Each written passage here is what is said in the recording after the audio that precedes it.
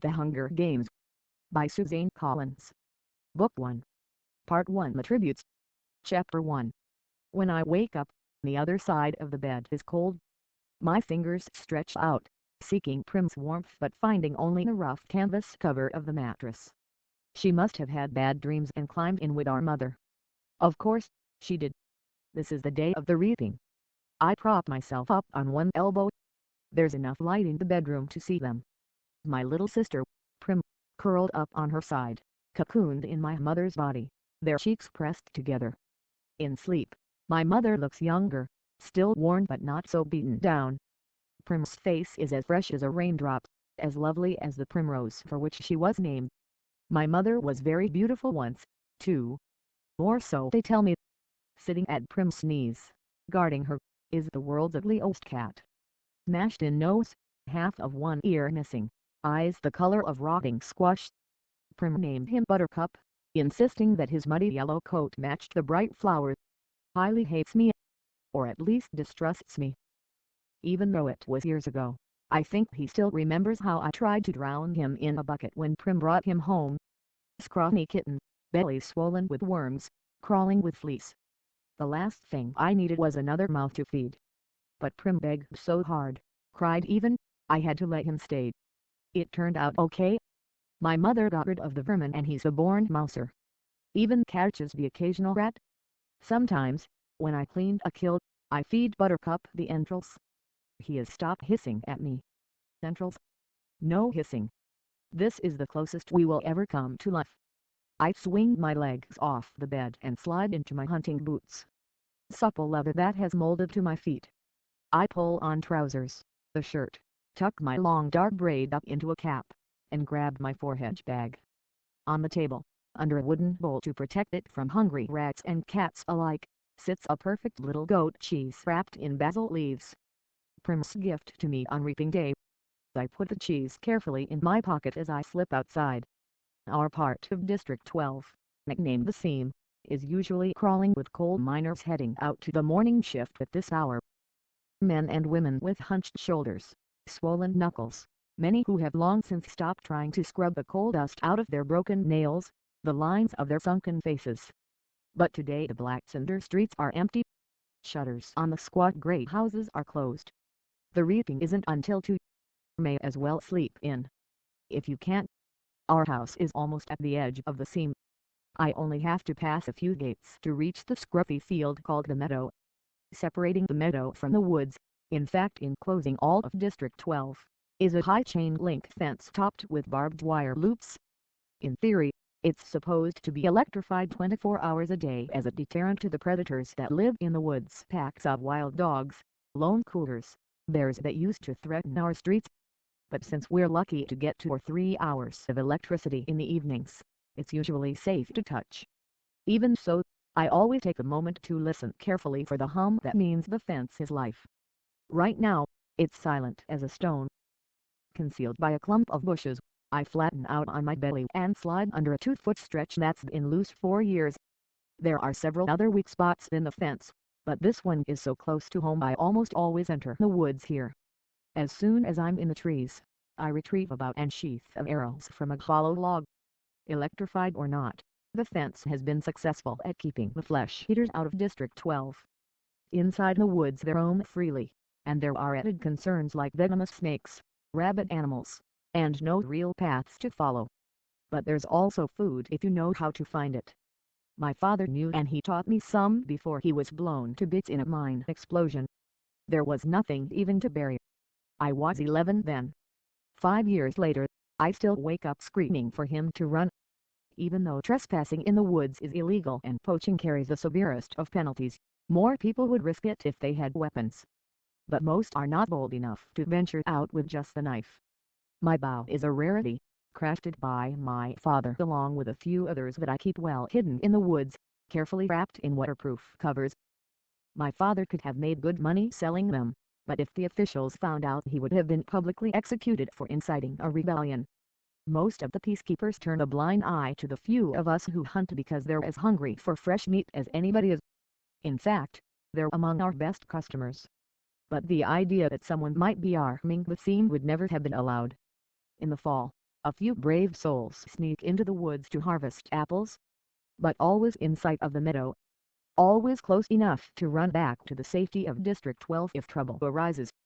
District 12, where you can starve to death in safety, I mutter.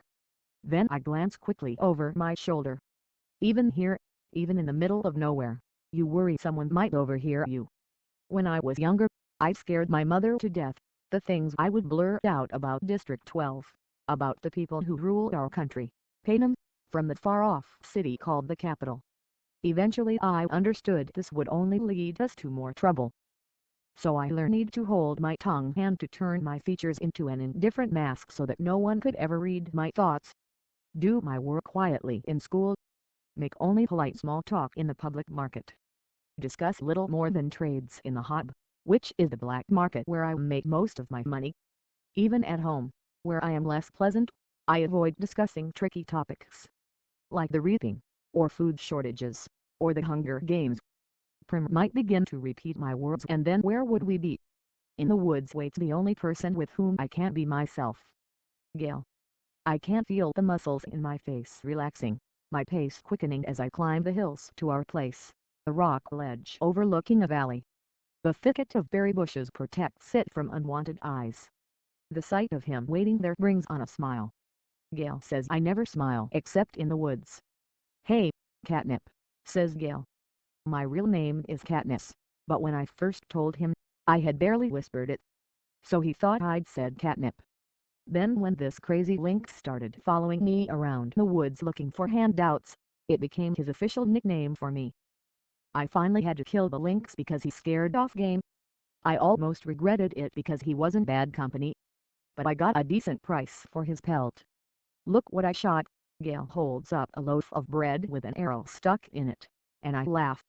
It's real bakery bread, not the flat, dense loaves we made from our grain rations. I take it in my hands, pull out the arrow, and hold the puncture in the crust to my nose, inhaling the fragrance that makes my mouth flood with saliva. Fine bread like this is for special occasions. Millimeters, still warm, I say. He must have been at the bakery at the crack of dawn to trade for it. What did it cost you? Just a squirrel. Think the old man was feeling sentimental this morning, says Gail. Even wished me luck. Well, we all feel a little closer today, don't we? I say, not even bothering to roll my eyes. Prim left us a cheese. I pulled it out. His expression brightens at the treat. Thank you, Prim. We'll have a real feast. Suddenly he falls into a capital accent as he mimics Effie Trinket, the maniacally upbeat woman who arrives once a year to read out the names at the leaping. I almost forgot. Happy Hunger Games. He plucks a few blackberries from the bushes around us.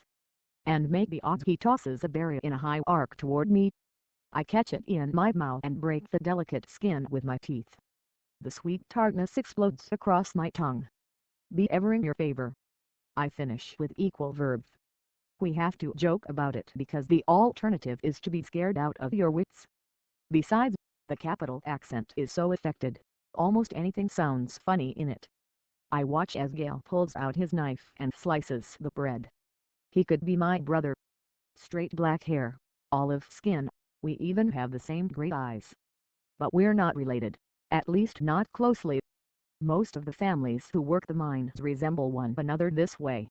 That's why my mother and Prim, with their light hair and blue eyes, always look out of place. They are. My mother's parents were part of the small merchant class that caters to officials, peacekeepers, and the occasional scene customer.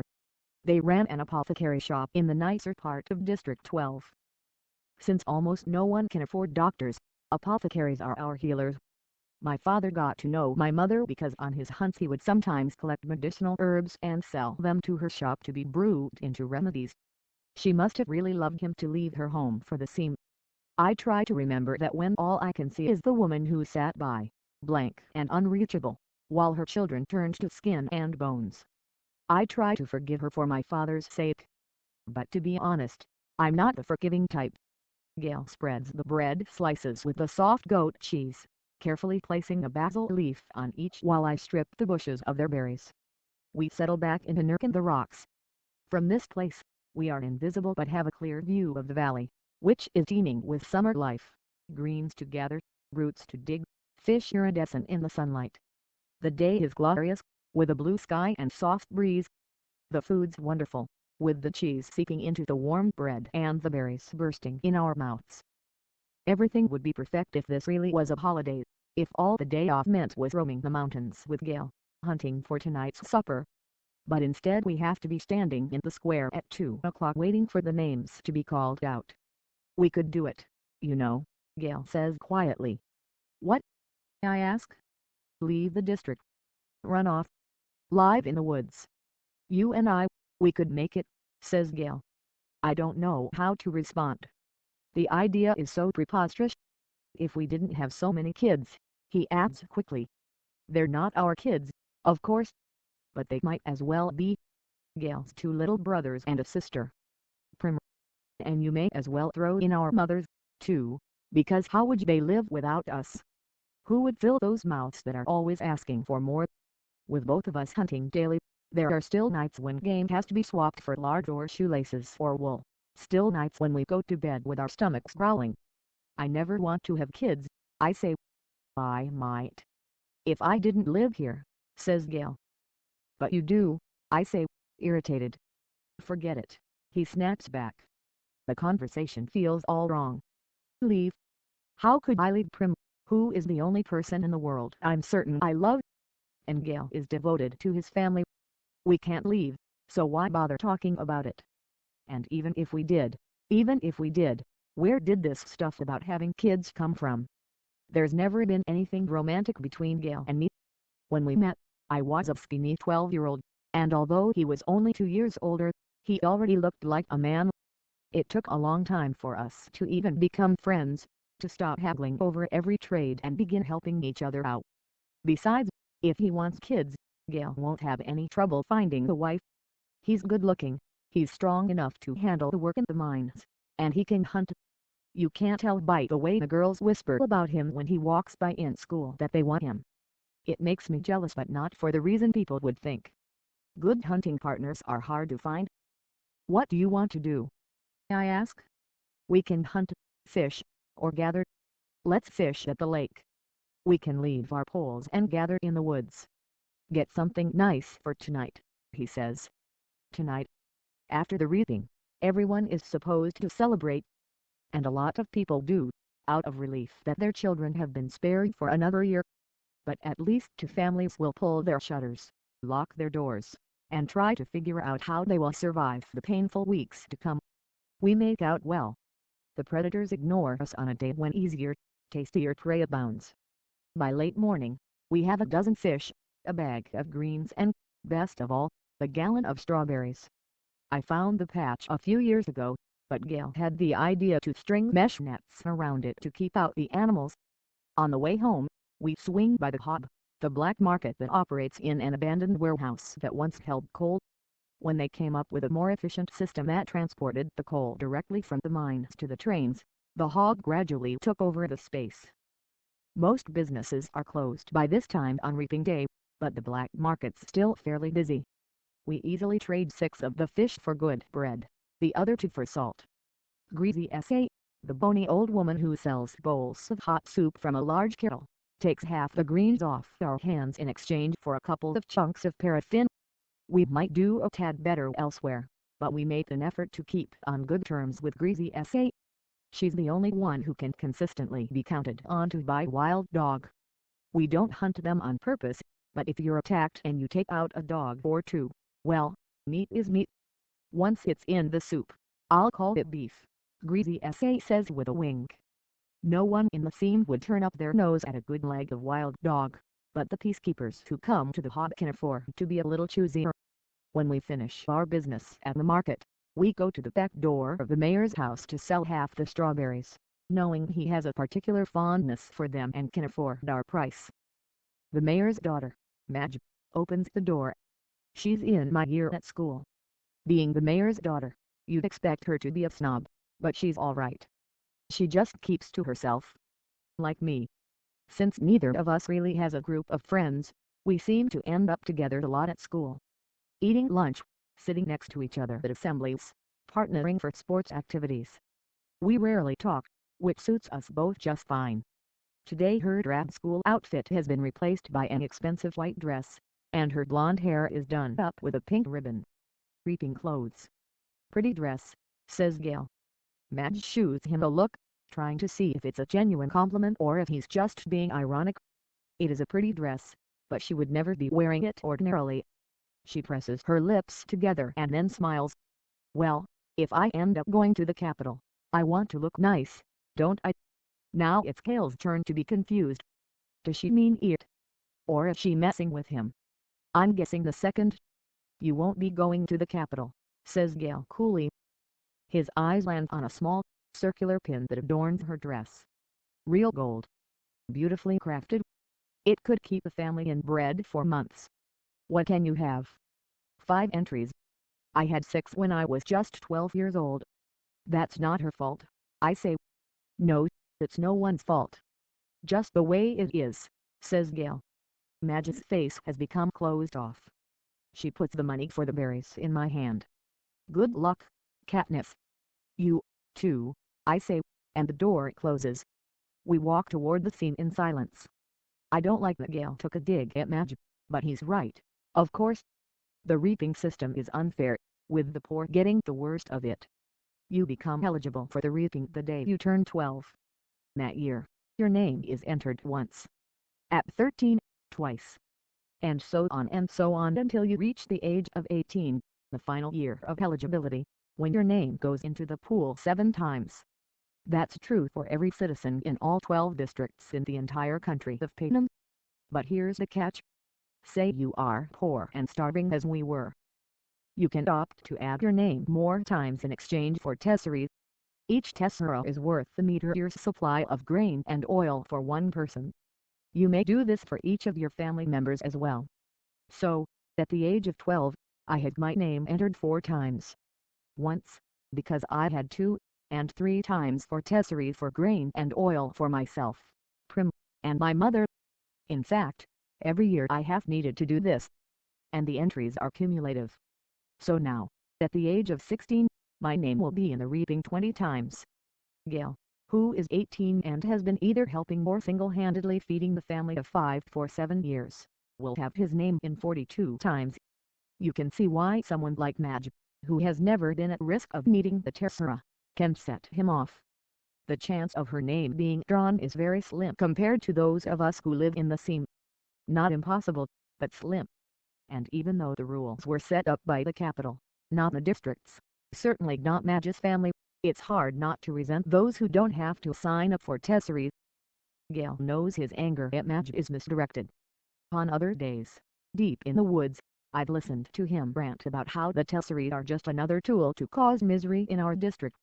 A way to plant hatred between the starving workers of the seam and those who can't generally count on supper and thereby ensure we will never trust one another.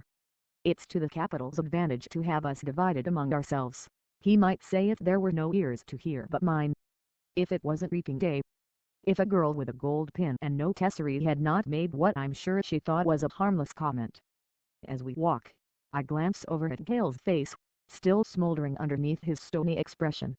His rages seem pointless to me, although I never say so. It's not that I don't agree with him. I do. But what good is yelling about the Capitol in the middle of the woods? It doesn't change anything. It doesn't make things fair. It doesn't fill our stomachs. In fact, it scares off the nearby game. I let him yell though. Better he does it in the woods than in the district. Gail and I divide our spoils, leaving 2 fish, a couple of loaves of good bread, greens, a quart of strawberries, salt, paraffin, and a bit of money for each. See you in the square, I say. Wear something pretty, he says flatly. At home, I find my mother and sister are ready to go. My mother wears a fine dress from her apothecary days. Prim is in my first reaping outfit, a skirt and ruffled blouse. It's a bit big on her, but my mother has made it stay with pins. Even so, she's having trouble keeping the blouse tucked in at the back. A tub of warm water waits for me. I scrub off the dirt and sweat from the woods and even wash my hair. To my surprise, my mother has laid out one of her own lovely dresses for me. The soft blue thing with matching shoes. Are you sure? I ask.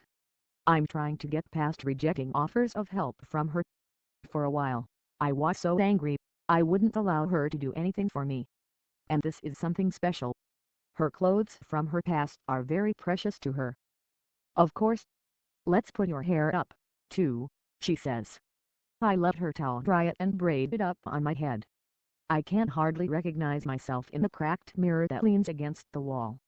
You look beautiful, says Prim in a hushed voice. And nothing like myself, I say. I hug her, because I know these next few hours will be terrible for her. Her first reaping. She's about as safe as you can get, since she only entered once. I wouldn't let her take out any tesseries.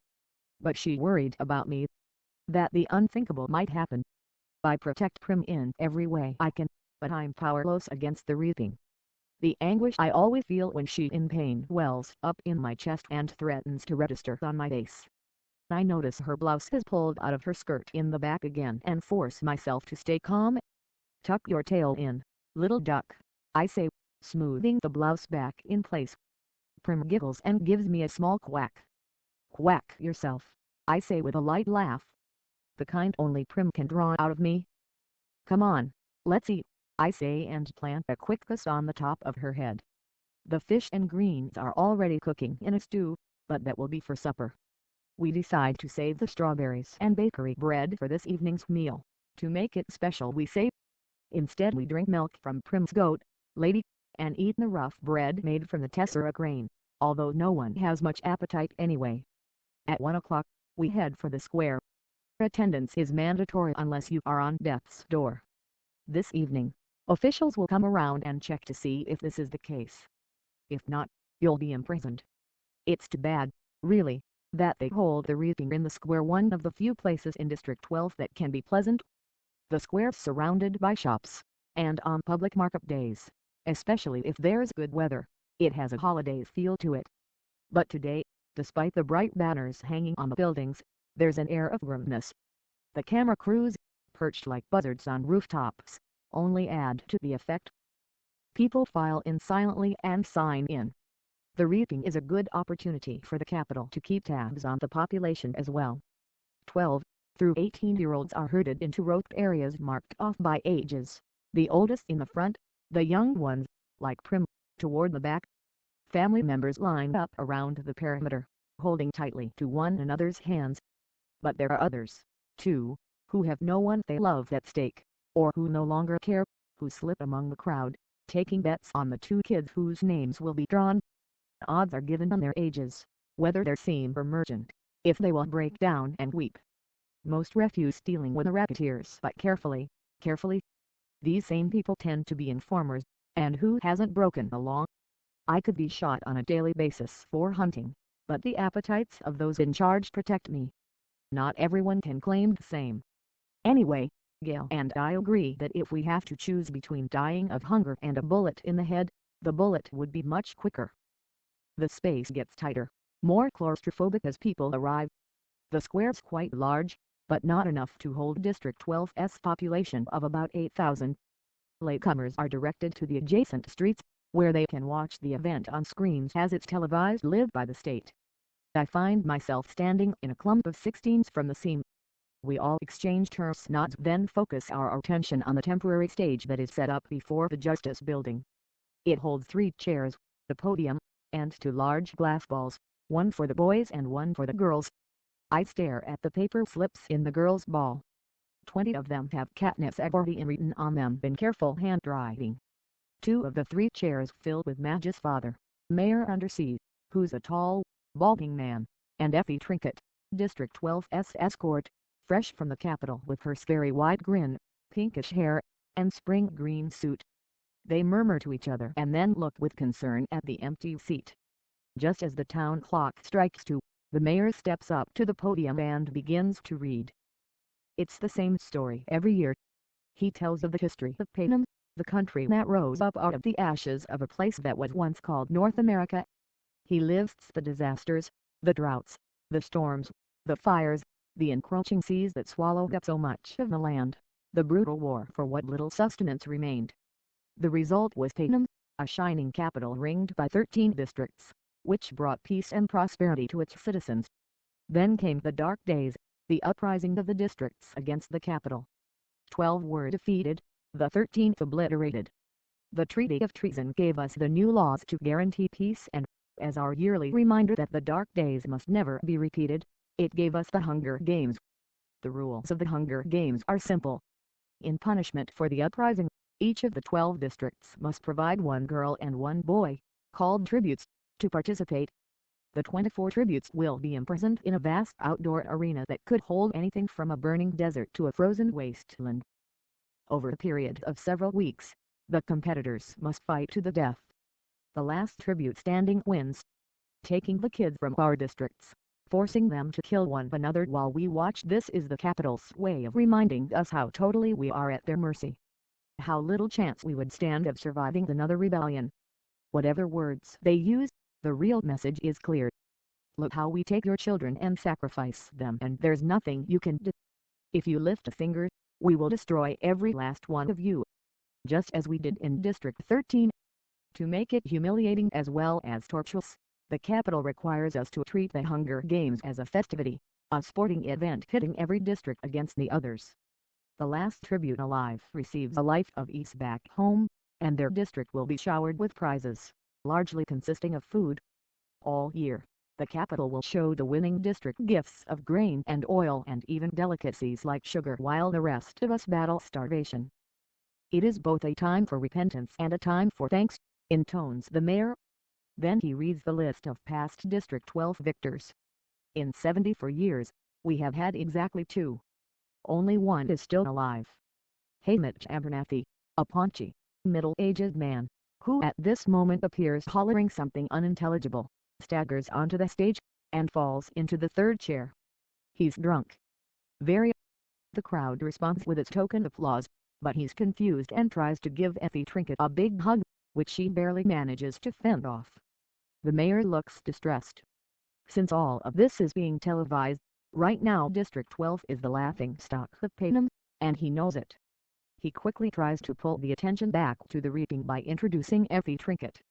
Bright and bubbly as ever, Effie Trinket trots to the podium and gives her signature, "Happy Hunger Games. And may the odds be ever in your favor." Her pink hair must be a wig because her curls have shifted slightly off-center since her encounter with Hamish.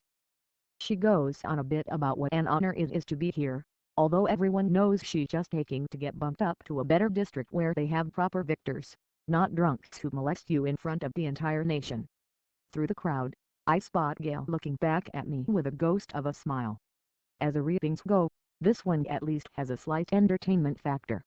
But suddenly I am thinking of Gail and his 42 names in that big glass ball and how the odds are not in his favor. Not compared to a lot of the boys. And maybe he's thinking the same thing about me because his face darkens and he turns away. But there are still thousands of slips. I wish I could whisper to him. It's time for the drawing. Effie Trinket says, as she always does, "Ladies first," and crosses to the glass ball with the girls' names. She reaches in, digs her hand deep into the ball, and pulls out a slip of paper. The crowd draws in a collective breath and then you can hear the pin drop, and I'm feeling nauseous and so desperately hoping that it's not me, that it's not me, that it's not me.